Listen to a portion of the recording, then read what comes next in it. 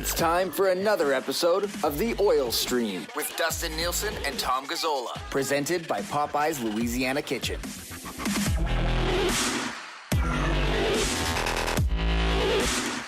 What's going on, everybody, and welcome to a late Wednesday evening episode of The Oil Stream. The best news that if you're listening to the podcast, it could be anytime. Man, it could be first thing in the morning on Thursday. It could be Saturday when you're listening to this on the podcast. So listen to it at your convenience, I guess. Dustin Nielsen and Tommy Gazzola with you. The reason we are going a little bit later, you just got back from Calgary working another hockey camp, buddy.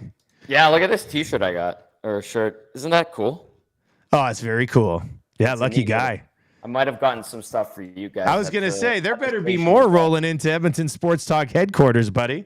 But I'm going to have stuff for everyone at the station and another successful Gretzky Hockey School. Lots of fun. And what it means now is that the summer is over, essentially. And we're 2 weeks out from launching our station, which is very exciting, daunting. I want to see the furniture that came in. Nobody took a picture and sent it to the group chat. It's been busy around the office, not gonna lie. The desk is there now, like our main studio desk. Yep. All of the other desks that we've got, we'll have details on who hooked us up with those because they're freaking awesome. They dropped off like some bonus furniture. We've sold those other two shitty desks that were there, so like we're moving things. You've been in since we had the beer fridge, obviously. Yeah, I was there when it was brought in. Eric, that's right. You were there that day. So, but yeah, nobody. It's looking pretty sharp. I'm not gonna lie. So I'm excited. I'll be in there tomorrow morning. Yeah, Eric and I are going in super early. We're gonna bang out a couple of achy breaky podcasts, and then we're going to do some more Tales of the Nasty. Then I'm going to do a lock shop from there.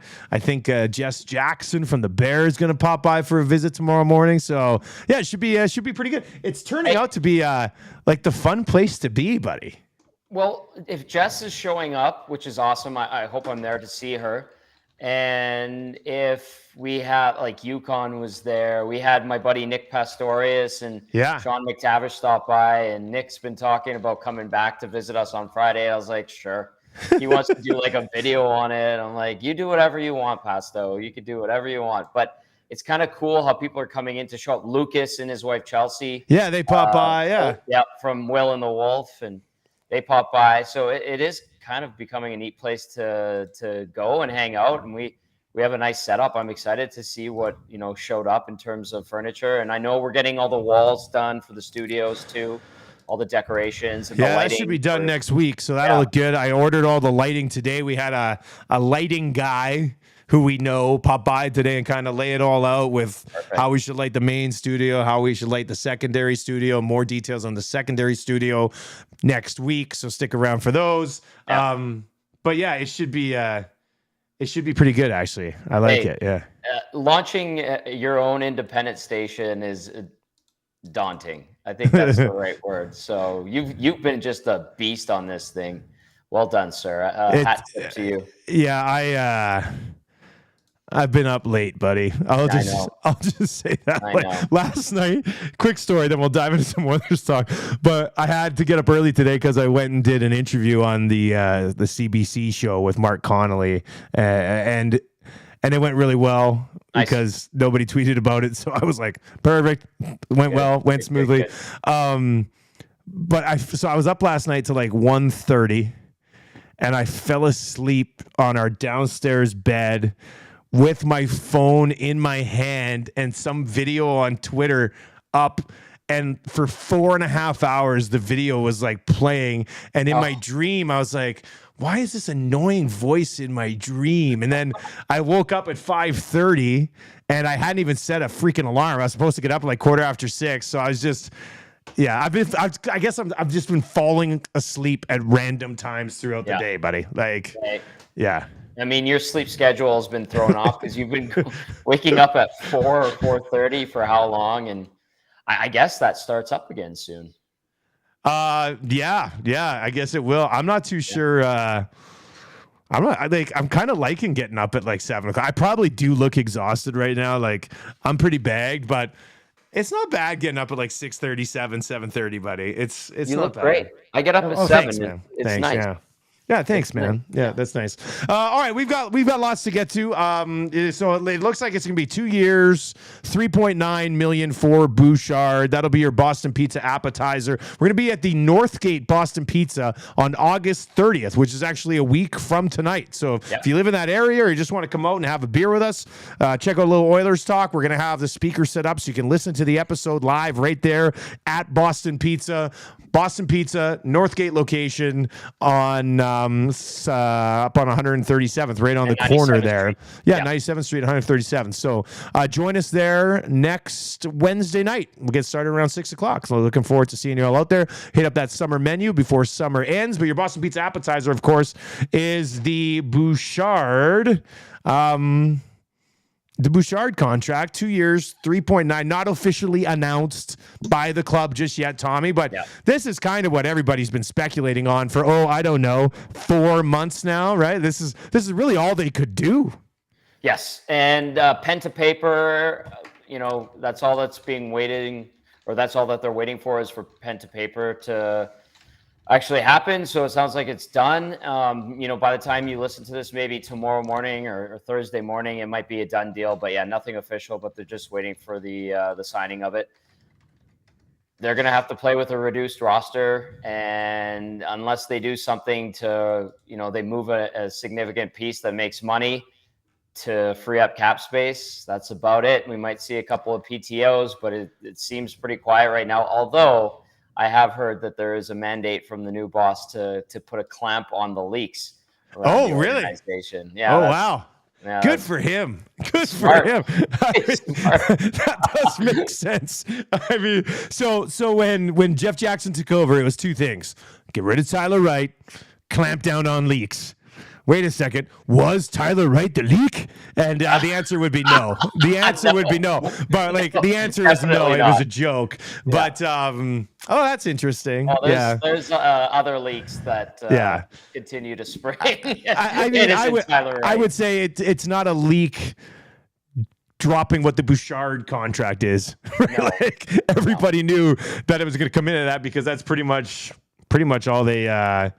Pretty much all they could do. So now I guess they put themselves in this spot where they had to bridge Bouchard. So how much, can we look back?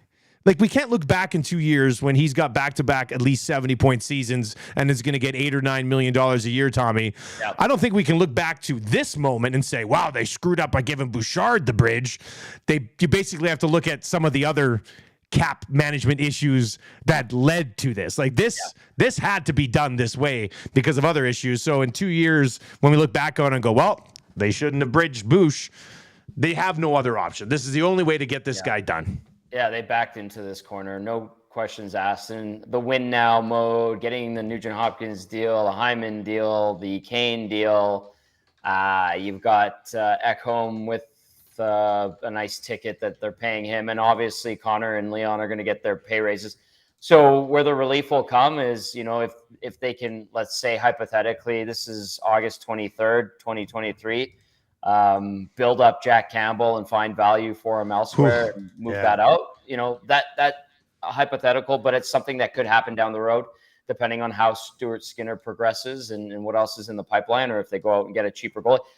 That's an idea. It's an option. It could happen. And then the other thing is the cap going up, $4 million. Some people are hoping in hockey circles next season. I don't know if it's going to be that much or if that's public knowledge, but that's what the hope is. I was talking to some people yesterday and they're like, well, we're expecting the cap to maybe go up by $4 million next year. Okay. But then what's it going to be the year after? And when these deals are up, and then we will play the revisionist history game, and that's just what we naturally do. It's fun. It gives us something to chew on, but this is all they could do, and good luck to Evan Bouchard. Now it's up to him to take advantage of a sweetheart situation. I'm looking here. Bouch will get the 2 years. So he and Draisaitl will both come up at the same time.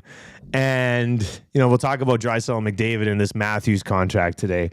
But that could be 20 mil. I mean, Easily. I would think Draisaitl and Bouchard come in at 20 million in 2 years. Yeah. Probably. Yeah. Right. That's going to be a tough pill to swallow. Yeah. And then you've got Darnell Nurse, which nobody's going to stop complaining about, I'm pretty sure. And then Connor's going to get a monster payday when his deal's up. And that's just the deal that's going to come to fruition because you got the best player in the world. It's going to be a price. Like there's no negotiation on that. Yeah. It's basically like, hey, Connor, how much do you want to help the organization by taking a little bit less so we can sign another fourth line forward, right? Like, here's the number. Yeah. And then you just sign there, Mr. Cates. That's all it's going to be. That's as much of a blank check scenario as you're ever going to get, really. Yeah. It's like a Mahomes thing, that type of thing, right? Like that's sort of the level that it would be at. All right, so that's your Boston Pizza Appetizer. Bouchard looks like it'll be 2 years, 3.9 million smackaroos. If you're watching on YouTube right now, there's a bunch of you watching over there. Feel free to ask questions, trying to monitor that as well. If you're watching on Twitter, I got that up on my iPad over here, and feel free to ask questions over there as well. What were you going to say, buddy? I'm just going to read the YouTube stream. Oh, yeah. Here. There's a few things going on over there. Ontario Momes is on there. Nice to see him. All right. I like this. Now, hey, okay. So on Edmonton Sports Talk, our new station, I've had people come up to me. I was at Costco. Someone's like, I'm excited. I want to call in on the post-game show. And I was like, well, we're working on that. I know that there's going to be an inbox to text us. Yeah, the text number and text line gets revealed tomorrow morning. See? And there will be a text contest tomorrow morning on my Twitter account. So be ready for that. Yeah, it's going to be pretty good. We're going to reveal the number. We did up a little video for it.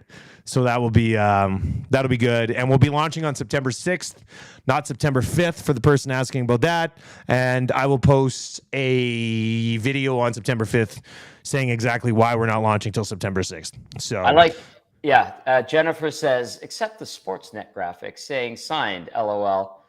It's pretty much done. But until the team announces it and the league puts it through, it's not signed, but it's been agreed upon. We're getting into the technicalities. Yeah, here. I'm sorry. It hasn't been released by the team yet, but it's just a matter of it's going to be 2 years, 3.9-ish million, and you don't have to worry anymore. Toronto Maple Leafs, interesting, and then we'll tie this into the Edmonton Oilers. Obviously, like the last thing people want is us to spend 10 minutes on. This is not the Leaf stream, right, Tommy? It's not the Leaf stream. But it's not the Leaves stream. Yeah. Oh boy. Austin Matthews, 4 years, 3.25 million per year, kicks in next season, 4 years, and then it's a sweetheart situation for him because he'll be coming out of it at about the age of 29 and be able to sign another massive deal. So great deal for Austin Matthews. Well, yes, 100% somewhere else. Like 5 more years of losing in the postseason with the Maple Leafs, and I know people are like, funny for an Oilers podcast to say that. I get it, but let's just have some fun with it tonight. How does this impact the next contracts for 97 and 29, do you think? The first thought I had, well, obviously 97s is going to be far superior to this contract. I would think a few million more initially. It depends on what he does in the next couple seasons, but it's going to raise the bar even higher for the top ticket in the league. My first thought when I saw the announcement this morning was, this was just me. And I go, well, there's Leon's price immediately. I'm like, there's Leon's price. Is it the limit? Is they won't go past Matthews, or is Leon worth more than Matthews? And I would think that, people hearing me say that out loud would go, oh, of course Leon's worth more than Matthews. I understand that because Leon's been a Hart Trophy winner. He's multi-50 goal scorer. He's riding shotgun with McDavid, and he does drive his own line. But I think that now sets a bar for Leon. I just don't know, like, in the next couple seasons, does he go above it, or does he come in right around the same? My initial thought was that's the cap for him, but it could change. Like, people might call this a homer take, but if Leon Draisaitl and his agent accept anything less than Austin Matthews, It's a major hometown friendly contract. It's just that simple. Like, go look at the career of these two individuals. It's not even in the same conversation. Austin Matthews has had one amazing season and a bunch of pretty good seasons. Yes. Leon Draisaitl has been a bloody monster for the last 4 years. He's won all the individual hardware you could possibly get your hands on. He's a better playmaker than Austin Matthews. He scores goals at a similar clip than Austin Matthews. I mean, if I was Leon Draisaitl's agent, I would say there is zero chance you're accepting anything less than $14 million. Like, it's a $14 million hit. So if Leon comes in at an Austin Matthews number or a number below an Austin Matthews number, I mean, I know it's still a lot of money, but that's a win for the Edmonton Oilers. Like, and it would be great if Leon was like, yeah, okay, I'll take $13 million to stay in Edmonton and try to cut, because he's worth more money than Austin Matthews. I don't even think it's a conversation, and I think anybody who does think that's a conversation needs to take a really good, hard, long look at the two players. Yeah. So there's our number, basically, is what I was thinking. And again, what might relieve some stress today for some Oiler fans is the fact that the cap is expected to go up, and maybe they get some guys off the books. And yes, there's other players to take care of, namely Evan Bouchard, like we just talked about at the start of this show. But yeah, I mean, there's 2 years before we get to that point, a year before they can start talking extension. And so there's going to be, I think, a little bit of wiggle room, and we'll have a clearer picture. But today, to speculate, that number, I think that's right away. I was like, well, there's Leon's number. Minimum. Yeah. Okay, so let's just tie this into inside the numbers for Cool Bet. Stay cool, bet responsibly. It won't be a betting number, although there are some futures available right now over at Cool Bet. And if you want to bet on the NFL, there's a lot of NFL futures over at Cool Bet. And I suggest you subscribe to the Lock Shop podcast with myself and Huss, because we're doing a bunch of NFL futures episodes over the next couple of weeks to lock in those preseason NFL bets. And you can do that over at Cool Bet. But this is a number-related conversation. I mean, if we sit here and go, Draisaitl, that's the number, Matthews, whatever, a little bit more, no less. What does this do for Connor McDavid? I don't even think I'll say this. I don't even think this impacts Connor McDavid one way or the other. Like, Connor McDavid is in this class of his own, and Leon's kind of at the top of the next class with 3 or 4 other guys. Yeah. But Connor's in this other stratosphere where I don't think what any player takes on any contract would actually impact how we should view any sort of deal that Connor McDavid gets done. Am I wrong? You are not wrong, Dustin Nielsen.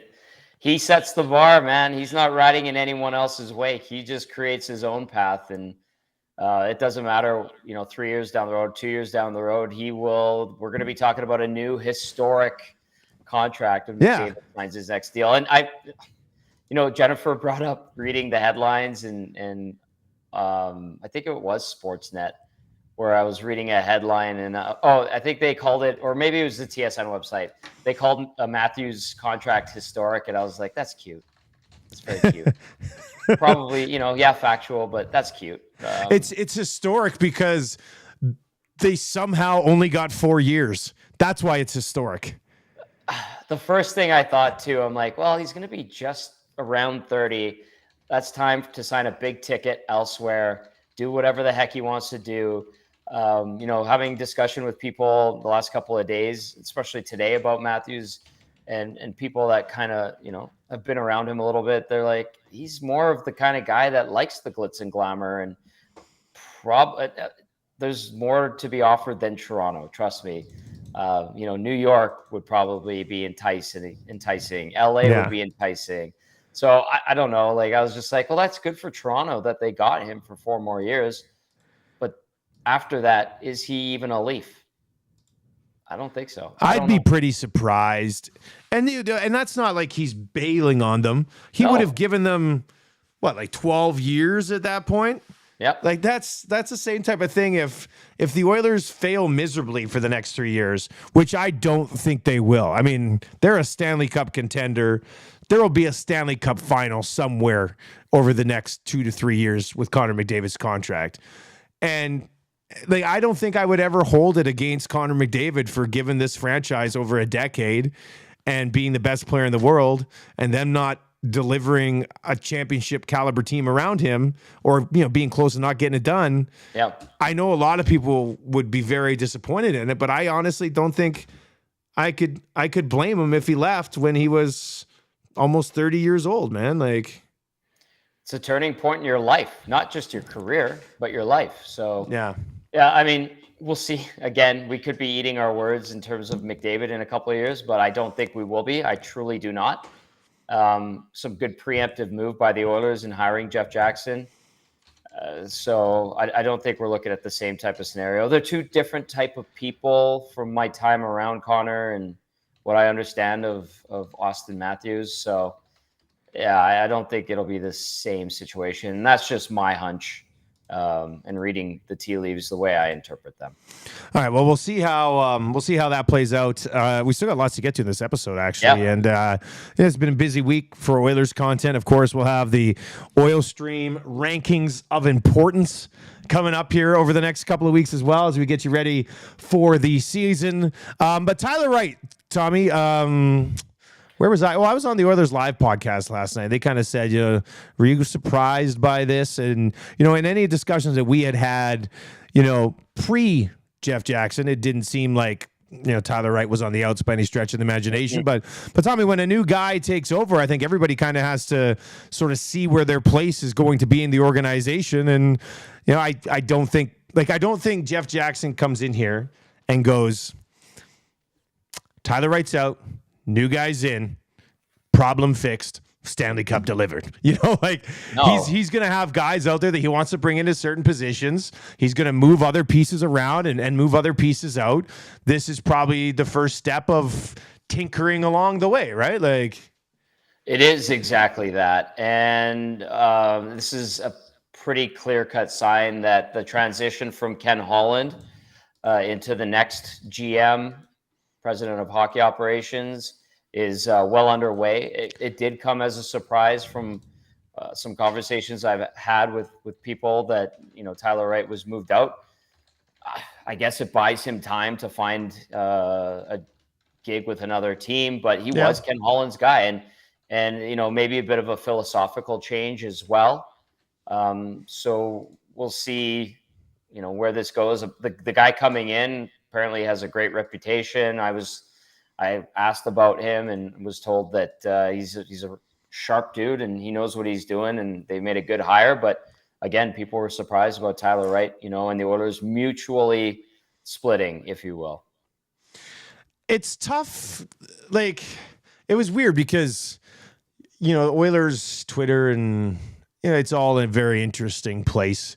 And I saw some people being like, finally got out of Tyler Wright. And I'm not going to sit here and say he delivered a bunch of draft gems, but I think I will sit here and say it's really tough to judge a guy on four or 5 years of drafting, right? Like, well, yeah, like the last two drafts you get an incomplete grade on because who knows?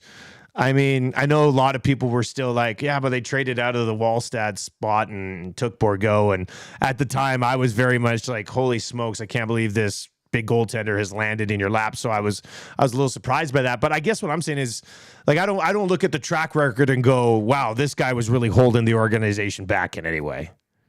No, plus he didn't have a lot to work with in terms of actual picks too. Yeah, that's true too. So he was kind of put into a tough spot. Yeah, I know. You look at like what he had in Detroit and what they brought in and drafted, you know, not amazing. And we're still kind of waiting to see what comes of what he drafted here in Edmonton. I mean, you just look at Bourgault. They got rid of Reed Schaefer. We'll see what happens with Broberg here, but yeah, he's not the root of anything. I know he was, you know, pretty steadfast in his opinions and thoughts, and that's a good thing. Like, he's willing to not just be a yes man and go with what everybody else says and into the groupthink thing. And I don't think that was part of his downfall. I just think that, now they're shifting, and this is a clear-cut sign, a tell to everyone that they're going to change the philosophy. And you know what? You're not going to notice a difference overnight with this team from the removal of Tyler Wright or the mutually parting of ways and Rick Tracy coming in, and all of a sudden everything is fixed and the cupboards are restocked and the shelves are full down the pipeline. It's a process. So yeah, it's a big deal, and it was a surprise, but the ripple effect, I think, it'll take some time to see. Yeah. All right, let's wrap with some good news. Ryan Nugent-Hopkins is the father of a daughter. So congratulations to the Nuge, a baby girl for him and his wonderful wife. As a father of a daughter myself, I don't know if like our two kids, Marshall's the big brother, the Muzz is the little sister. Yeah. She's certifiably nuts. Like she is probably, I was talking about this with my wife tonight. Elizabeth's probably the funniest person I've ever met in my entire life, and she's 6. Like, I don't know if if the girl is the older one, if it's a little bit different, but I guess I just wish Nuge the best of luck, because my experience with the daughter is she's hilarious and absolutely insane. That's what I've learned about raising a girl. So, congrats to Bree and Ryan. And it's funny, in the playoffs, after he had a bad game, I actually went and talked to him about Bree expecting, and Jamie Cartmel was like snooping around, making sure I wasn't like. I remember you saying that you were lurking around, yeah. And all I wanted was congratulate him because they made the news public, and I'm like, are you nervous? Because baby Nuge is gonna have a baby Nuge, and he's like, no, I'm fine, I'll be okay. It's exciting, kind of scary, but it'll be fine. And here we are. They have a little baby girl, so congratulations to them. And you know what, baby Nuge, as I was driving by Red Deer today and the Centrium, I was like, oh, that's where Nuge used to play. And now he's a daddy. Now he's a daddy today. Now so he's a daddy. He's a big boy. That's cool. Yeah, I can't believe the Nuge is a dad. It makes us feel old. Oh, I right? feel like old. He's like the second draft I went to, I think. And I was like early 30s then. So it's like, it's weird. But anyway, congratulations. I hope he managed to take advantage of a Nielsen show tradition of fathers going and getting a donair later in the day. It was the postpartum donair. And we had like at Grey Nuns, there's a donair place across the street in the parking lot. So it's perfect. Yeah. And we had a few dads tweet us photos of their newborn child with a donair on their chest, and I'm like, careful, that might sink the chest cavity of that little baby, right? Yeah. Oh, I guess just like Stuart Skinner, what does Nuge have now, Tommy? He's got a fresh baby. He does have a fresh baby. God, I love it. Anyway, congratulations. Not that the Nuge listens to the oil stream, but or maybe he does. Congratulations to Ryan Nugent-Hopkins on becoming a daddy, and hopefully everything works out well there. All right, that's going to do it for another episode of the oil stream. Of course, lots coming up here with Edmonton Sports Talk. We'll be announcing our full schedule next week as well. Another show that we're going to be adding that we're all kind of really excited about. So that'll be coming down the pipe next week. We got another little treat that we think people are really going to like as well. And watch on Thursday. It's today, Wednesday. Today's Wednesday. Yeah, today's Wednesday. Watch on Thursday morning for our text line, and you have a chance to actually text in tomorrow and win a prize. So I think that's going to be pretty exciting as well. So we got a lot cooking, buddy. Hey, you know what? We went kind of long today. It's almost like we could do this regularly or something. I don't know. Just a hunch. It's like you could get an. I'm excited, buddy. I think I'm fired up for what we got going on, man. I think people are going to be really excited about it, and we can't wait for everybody to be a part of it. Really quick story. So, okay. Back in my new place, right outside the arena, it's great. I had the dog. I had to babysit little Penny for a few days last week, and I'm literally walking her to the dog park at like 11 o'clock. I'm like, she can't poop in my house. I can't have this. So I'm walking her out, and some drunk dude walks out or is walking by my building, and he goes, "Hey, Gazzola, when's the new station starting?" And I was like, September 6th. He's like, "Can't wait, man. Can't wait. Love the AM Nasty. And I was like, we're back, baby. So that was a good sign. It's good. Yeah, I think the AM Nasty is going to be strong with some freedom in the mornings, which should be good. Our new desk looks sick too. So I can't wait. I think that should be pretty good. That should be exciting. Just a quick story on like TSN 1260 and people who would follow our show in the mornings, which you were part of, obviously being on it on Wednesdays and filling in for me and stuff. So Patty, our buddy Patty from Brewhouse, he was down. Did I tell you this? No, I don't think. I love this story though. Oh yeah, that's right. That's when the boys were in. Yeah. So he calls me. He's down. He's at like the Jersey. His wife's a huge Jersey Shore fan. They were out on the East Coast for a wedding and stuff. So he takes her to the Jersey Shore like merch shop. And wherever the Jersey Shore, I guess. And anyway, the guy running this Jersey Shore merch shop starts talking to Patty and goes, hey, where are you from? And Patty goes, I'm from Edmonton. And he goes, oh. He goes, man, I can't believe what they did to that sports radio station up there. And Patty was like, excuse me?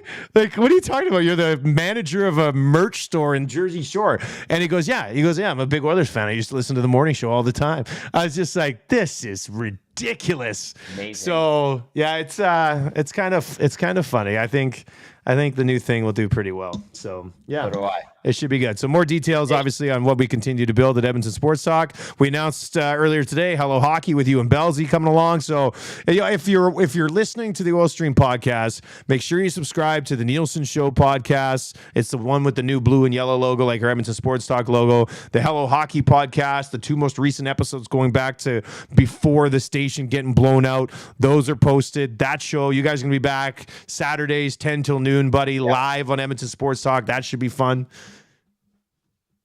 Yeah, it's going to be awesome. Yeah. I think September 9th is our first show. Fired up too, right? So, yeah. He's super excited. This was all Belsey's idea, and he brought it up. Hello Hockey was his brainchild, eh? Like, that was his thing. Yeah. And he's like, well, he's a good dude. Why doesn't anybody do Good Morning Football, but for hockey? And I was like, don't we have that somewhere? And I thought of That's Hockey on TSN. Yeah. I was like, that's not the same type of show. That's different. Yeah. And so I was like, well, I guess we could. And we pitched it to our old boss at 1260. He liked it. We brought some sponsors on, and away we went. And then it got cut out at the knees, like all of us did when the station got killed. And we said, you know what? We have a good show. Let's shop it around. And obviously, we want to make sure people in Edmonton can hear it on the new station. Yeah, they will. So, it's gonna be good. You'll be able to find its podcast page and everything, but in our live audio stream, live video, right on the YouTube channel. If you're watching on YouTube, it'll be right here. So make sure you tell your friends to subscribe to the Edmonton Sports Talk YouTube channel for a bunch of good content, and more details of that next week. Tommy, you enjoy the rest of your. You know what I'm going to do right now. So it's going to be a late night again because we're in a golf tournament tomorrow, and it's a smaller golf tournament, but they've given us like an Edmonton Sports Talk table. So we can like use it to promote stuff. But our promotional swag and things like that aren't going to be ready until like early September. So I'm making all of this stuff for our table tonight. It's like 10:12. I've got like a draw box that I got to make a thing for. I got to come up with what we're going to give away for the draw, create the ballots. And then I found at Staples. I love going to Staples. If anybody works at Staples should sponsor something on the Edmonton Sports Talk because I love Staples. So I've purchased magnets that you can take a peel off and then put on like a business card size logo. So I'm going to create some custom Edmonton Sports Talk magnets tonight still before I go to bed. And then we'll give those away at the table with a draw for like a EST hoodie or something like that. And so anyway, I got a late night, buddy. I got a late night. If we're riding together tomorrow and I fall asleep in the cart, just let me sleep, buddy. I'll let you sleep like the angel that you are. And I talked to Tammy when she brought the Muzz and Marshall in last week to the studios, and I was like, Tam, like I'm like scared but excited for this new venture and this new station we're creating. And I'm like, Dusty has just been insane the way he's been hustling on this thing. She goes, I've never seen him like this before. And I'm like, me neither. I usually like would do my show, come home, bang out Lock Shop and Oil Stream or Lock Shop and Two Guys. And then I'd sleep until like the kids came home from school. Yeah. And now it's just like, oh, I've got a business meeting. I have to go to another business meeting. Oh, I have to design this. We have to do this. It's kind of fun, but I don't want to have to do it like all the time. But I like putting in a grind for 2 or 3 months. So yeah, no, it's good. And in the end, I think everybody who's a sports fan in Edmonton is certainly going to benefit from it. And we'll be around for a long, long time. So that's going to be exciting. So that's the plan. Yeah. All right. Four neat boys putting together a the four little neat boys starting something up. So yeah, no, it's gonna be a lot of fun. More details on it next week. Sorry for babbling on tonight. Tommy, you enjoy your night, buddy. And if we're not together tomorrow, when you get to the Edmonton Sports Talk table, if you could like say to the rest of your group, like, wow, what a great idea this is. Look at these great magnets you can take. All right. I love it. I will definitely do that. Okay. See you later, buddy. Get us out of here. All right. Thanks for sticking with us late tonight, and always appreciate it. Subscribe, hit the like button. We're playing the algorithm game until Friday. Are we doing one Friday? You tell me. I'm going to be driving to Lethbridge Friday, but possibly Friday morning, actually. Yeah. Okay. Yeah. And maybe Friday morning, like early 9-ish, maybe. All right. So, yeah. Gazzola and Nielsen out. Thanks for watching.